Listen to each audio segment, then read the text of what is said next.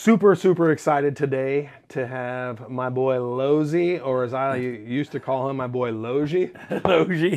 back with me. This is what started it all, and you have been so incredibly supportive after about 2 months of reluctancy on this journey, and I'm really excited to have you back in the studio with me and for us to be doing this together because I couldn't have done this without you.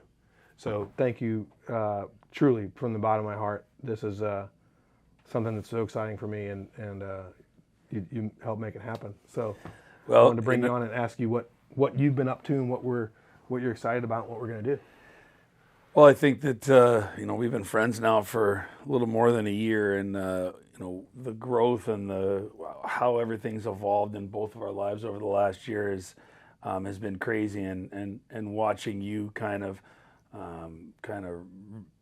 really learn some good habits and the dedication that you've put towards life for the last 90 days has been fun for not only me but the rest of the folks that are coming on Punchline Productions and Adventure Unknown Club here, where we hang out and do this. So I've got some different things going on in my life right now. There's some changes coming down the pipeline that I'm excited about, and I'm going to have more of an opportunity to be a part of my events company and really start to develop more events, really start to get more into the auctioneering and back into the community, which is where I should be. That's where God wants me. That's where I want to be. And then also be a part of Punchline Productions and then our own show, Punchline. So I'm just excited that we're here. I'm excited what you guys have built, having Jason and Sam and everybody part of this thing. It's exciting to be here and to see the energy that you guys are bringing to the table. So I'm just, like I said, it's I'm just kind of feel like I'm the benefactor of a bunch of work that you guys have done and how this thing's set up and ready to rock and roll. So it's going to be a good time, and it's going to be fun to watch it boom. Yeah, well, it's reciprocal because, like I said, you were there to support it. So it's all good. And what's cool about this is we've got so many things coming down the line. One of the things we had to get accustomed to is we're going to have to figure out how to mute microphones with your voice so we can all be on the same wavelength.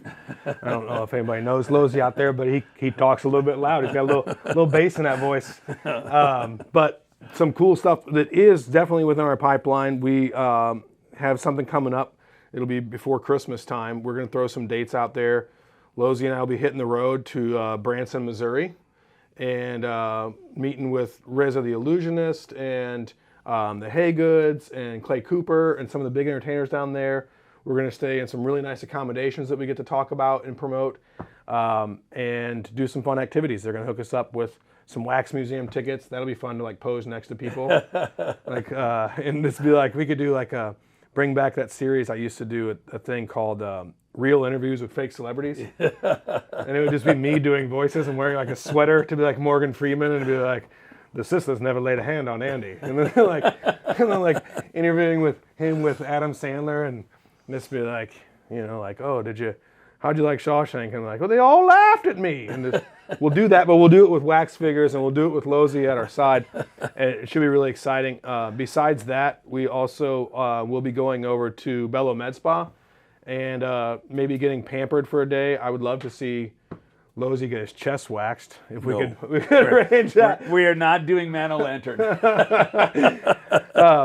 But at the very least, we're gonna do some facial treatments and some non-invasive things to show that it's okay for men to take care of themselves too. So I'm really looking forward to some adventures. I want to get you behind the grill. I used to own a hair salon. Yeah. For 18 years. Can you believe that? That's incredible. You weren't chopping it up, though. I was not chopping it up. I was not doing anything. I was just kind of there. But I had many a pedicure in my life and a manicure, and I've had facials, and I would go in and experience all the different things that was going on in there. So you're not going to have to twist my rubber arm. Okay. How much longer does it take for you to get a pedicure than a normal man? I think everybody gets the same allotment. They just don't work as hard on mine. Yeah. It's funny that you say nails because I thought about like that would be a fun thing to do, like go get a manicure, pedicure thing and just like see that, because I cannot stand to have I've done it twice in my life, and both times about knocked a little lady out. Yeah. Because like ticklish as hell. Oh yeah. I'm moving my feet around. Yeah. And I'm always a fear that I'm going to kick kick her. I in the just head. tell her, I'm like, I'm good on that one. Just Yeah. skip to the next one, maybe a little bit more calf massage, you know what I'm saying? Yeah, leave the bottom of my feet alone. I know. It was a sore spot for me because my uncle used to pin me down under a blanket and tickle the bottom of my feet. That was nice. Yeah, no trauma. We're going to have to deal with that at a separate time. No trauma there. What are some of the other adventures that you'd like to do? I know that we want to get you cooking and Yeah. doing some of that stuff. Yeah, I want to start. First off, I love to cook. Yeah. I would never want to be a chef in a restaurant, but I really, really love to cook. And so, and it's funny because the people that have watched me do it before, I'm not typically detailed in how I live. A lot of my, I'm more of an entertainer than I am a detailed person. But when I get in the kitchen, like a delicate caretaker. Yeah, you really take. I'm like everything's to the touch. Like Very meticulous. I talk about how I cook with love, and I get really good feedback from my friends. I've seen it. I've tasted it. That's true. That say that I'm good at it. And like I said, I'm an entertainer. So how can we bring some entertainment to this? I'd even like to take it out a little bit further once we kind of see that, and maybe start going to some restaurants and doing some food critic taste work as testing. well. Yeah, tasting and talking about it. And all I don't want to be the food critic that's out there bashing people. No. I want to go and have some fun at some different restaurants. I've got a lot of friends in the restaurant If it's bad industry. food, we just won't air that episode. Yeah, we'll just be like, this is what you do. Maybe go behind the scenes with them and say, this was terrible. But for the most part, I think if you are from St. Louis or if people come visit St. Louis, we've got a ton of great restaurants here. So how can we get out there and promote some of my friends and what they're doing? And I just like, whatever. I love to get out. I love people. I love interaction. You did some cool restaurant stuff recently, right? Yeah. Well, what was that? It'll be kind of a big deal. Oh yeah, what's that? What was that show called? Yeah, Bar Rescue. Bar Rescue. Bar Rescue. I don't know when it's coming out, but myself and Cam Jansen went over to this town in Illinois, and we were with John. What's his last name? Tafford. John Tafford.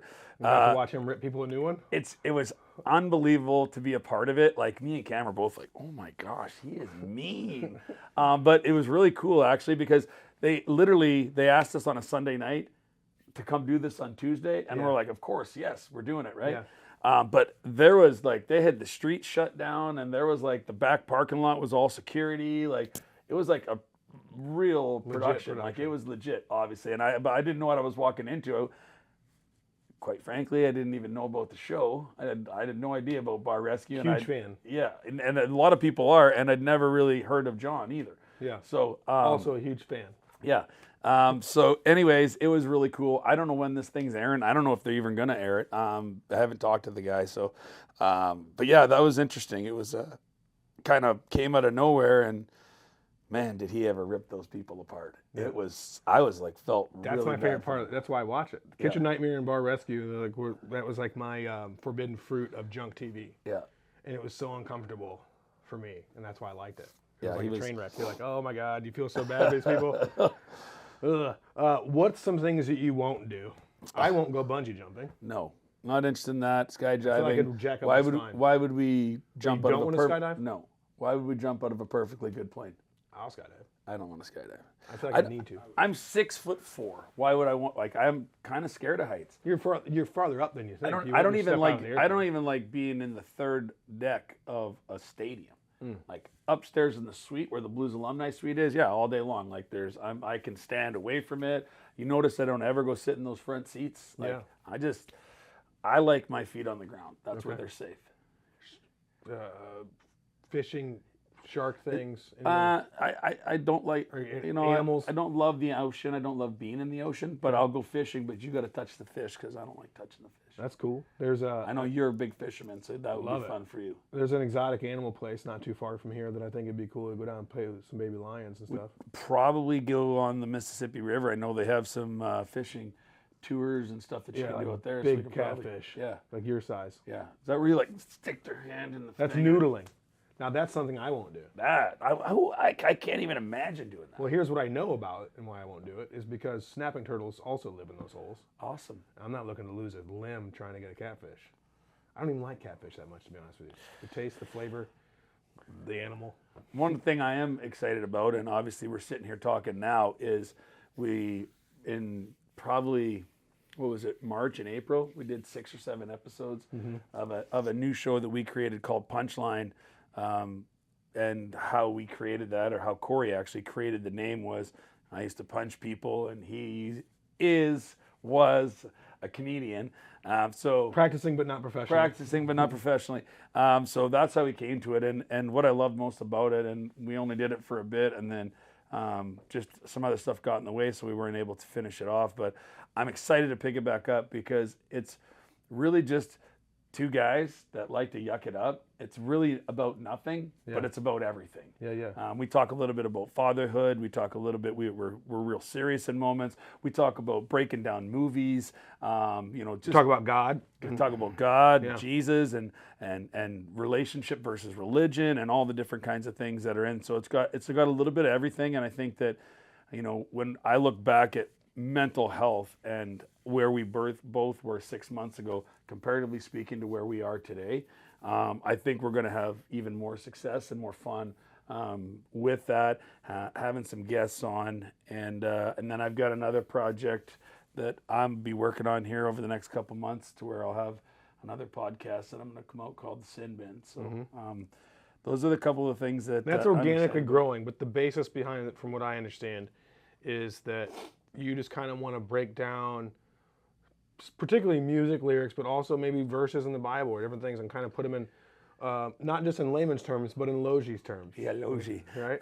Really where it came to me from was understanding that, 4 years ago, that I didn't have to do this alone, that there was a spirit world out there. And, my part of that was having a relationship with Jesus. And that's where it came from. And I never lived like that before, even though I can look back and he was there. I just wasn't there with him. And when I decided that I wanted to be there with him, that's when my life started to change for the better.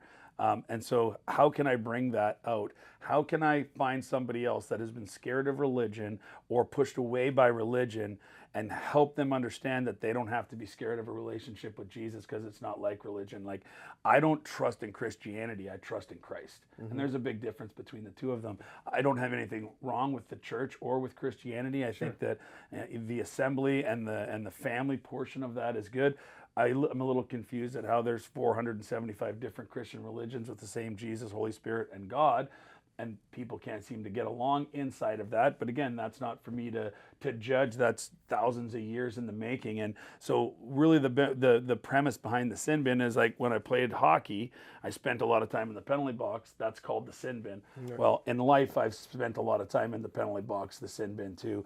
And how did I get myself out of that? Not completely, because we're always going to have human aspects to our side, and we're going to always have falters. But can I bring some of my experiences and some vulnerability to the table and maybe help somebody else with it? That's what it's about. I love Christian music. It's really all I listen to today. I love all genres of music, but that's really where it's at for me. Joy FM 99.1 here in St. Louis. I listen to that quite a bit. And I do, because it keeps me full of the Spirit. It keeps me positive. It keeps me happy. It's like AA for your soul. Yeah, it's uplifting. So I'm really into music. I love breaking down the songs. My buddies on my Bible study call me DJ Jazzy Low and all this other kind of stuff, because I'm always taking our scriptures and our Bible study and relating the songs that I love, that I play with it. And it's funny, because I'm born and raised in Moose Jaw, Saskatchewan. It's about a 22-hour ride from St. Louis to Moose Jaw. And that's with stops and everything, about 1,500 miles. And I've got more music on my Christian list, so I wouldn't have to listen to the same song twice. So I always tell that to people and think it's funny. But at the end of the day, the Sin Bin is going to be... So you have a 24-hour playlist. Basically. I have a 24-hour playlist. So the Sin Bin is something that's really important to me. It's something that I've been thinking about now for a couple of years. But it was not something that I was prepared to do until I feel like I'm prepared to do it. And I think that... he sets those opportunities up knowing that it'll be your time to walk through the door when you're ready, right? Yeah, 100%. And, Jesus go before me. I tell people all the time, I handed the Sharpie back to God because I was only making a mess. And now I live with that in front of me, and I make less harsh decisions. I overreact less. I'm more patient. I'm more calm. And that's just because I have somewhere to go. I have prayer is something that I live in on a daily. It's not like I pray before I go to bed. I'm talking with Jesus most of the day, Right. you know, and for me, I love it. It's the greatest thing that's ever happened to me. And so, I don't have any, I don't have a church. I'm not asking for anything. I don't have anything to sell you, Right. except for some peace and some grace. Well, and you helped me get back in touch with them because I know that we had, and I'll let you tell the anecdote later or in a second about the car driving. But the cool thing about your relationship with God and Jesus is we've probably all had a situation in our lives where we've had a good friend, and whatever happens, life takes us apart, and for whatever reason, it's difficult to reconnect. Like there's a stigma, well, at least in me. Let me speak with my own personal experience. There's a stigma to like, how do I reopen that conversation? How do I regain that friendship? Well, the cool thing about God and the cool thing about, Jesus is that they don't care how long it's been, and there's no awkwardness. You can go back and start talking to them because I had a lot of, and I still battle with it, but it's getting so much better with different therapies and stuff like that, and you helped me out a lot. But my big deal was I couldn't just let stuff go, right? And there was a lot of times when you'd be like, hey, just let Jesus take the wheel, and my answer used to be, he can take the wheel, but he's going to be sitting on my lap. Right.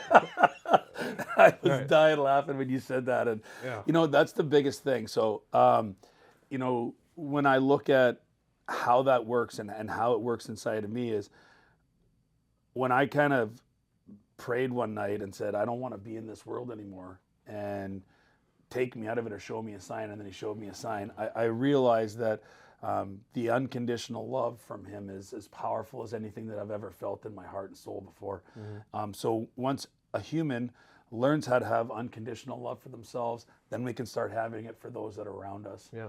And that's really where it started with me. And then just once I started to kind of get there, I started to enjoy that feeling. I started to enjoy not having to be in control so much. I was in such control that I was just squeezing it so tight that it's just, and then all of a sudden everything else starts to tighten up. And when you just set it at the foot of the cross, or when, we went round and round and round, you're like, well, how can I just set it at the foot of the cross? What am I going to do with it there? I'm like, you don't do nothing with it there, right? Because I had a real problem being a fixer and not understanding that.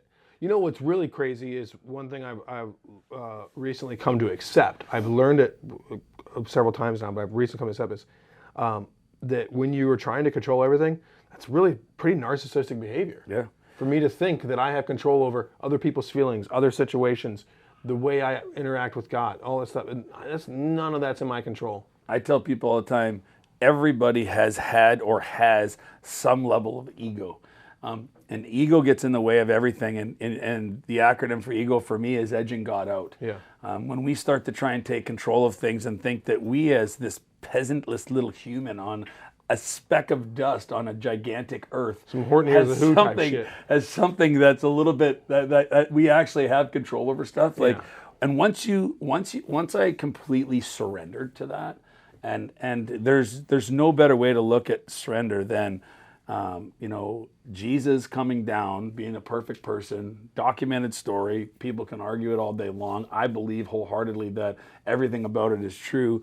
But he was about love. He was about kindness. He was about healing. He was about, not being, getting after people. Like Jesus flipped tables in the temple, not outside the temple. Yeah. And he was just this kind thing. And so, can I be a little bit more like Jesus and a little less like Reed?